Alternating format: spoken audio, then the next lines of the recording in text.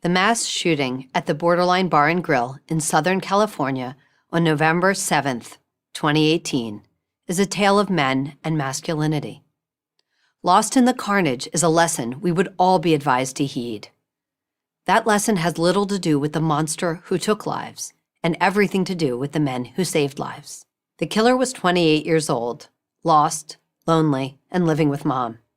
He had been a regular at the Borderline Bar and Grill. He knew that on Wednesdays, college country night, the place would be packed with kids, laughing and dancing.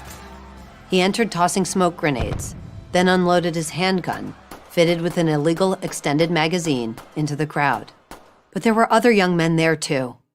One of them was 20-year-old Matt Wennerstrom. In interviews, Wennerstrom looks like a typical college student. Backward baseball cap, gray t-shirt, jaw scruffy with a few days' growth. On camera, he seems laconic, humble, willing to answer questions, neither eager for the limelight nor afraid of it. As soon as he heard the shots, Wennerstrom told ABC News, he knew exactly what was going on. He and some friends grabbed everyone they could and pushed them down behind the pool table, placing their own bodies on top of the girls. One woman, who was celebrating her 21st birthday, told Good Morning America, "There were multiple men who got on their knees and pretty much blocked all of us with their back toward the shooter, ready to take a bullet for every single one of us." When the shooter paused to reload, Wennerstrom grabbed a bar stool and tossed it through a window. He and his buddies pulled 30 to 35 people to safety. After getting each group safely to the parking lot, Wennerstrom and his buddies went back for more. A reporter asked Wennerstrom how he knew immediately what was going on in the loud, crowded bar. "Instinct, I guess," he said. "I'm here to protect my friends, my family, my fellow humans, and I know where I'm going if I die, so I was not worried to sacrifice. All I wanted to do is get as many people out of there as possible." This is the masculinity we so often hear denigrated. It takes as its duty the physical protection of others, especially women. This masculinity doesn't wait for verbal consent or invitation to push a person out of harm's way.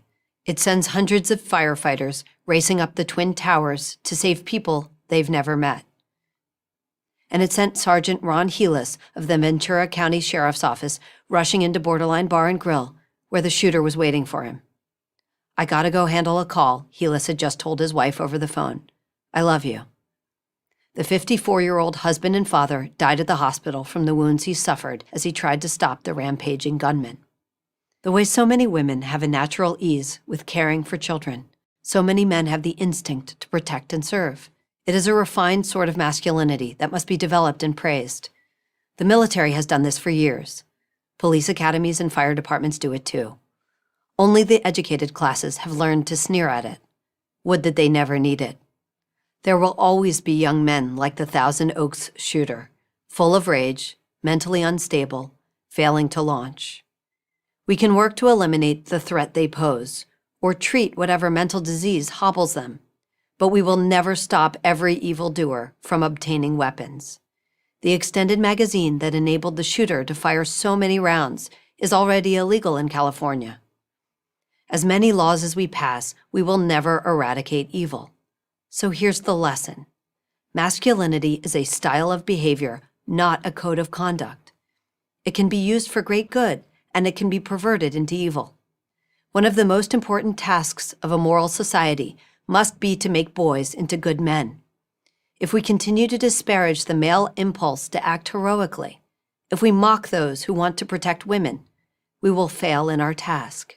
Yet many seem bent on doing just that, especially in our institutions of higher education. Fortunately, Matt Wennerstrom and his friends missed the lecture that young women don't require male protection. Thank God they did. I'm Abigail Schreier for Prager University. Thank you for watching this video. To help keep PragerU videos free, please consider making a tax-deductible donation.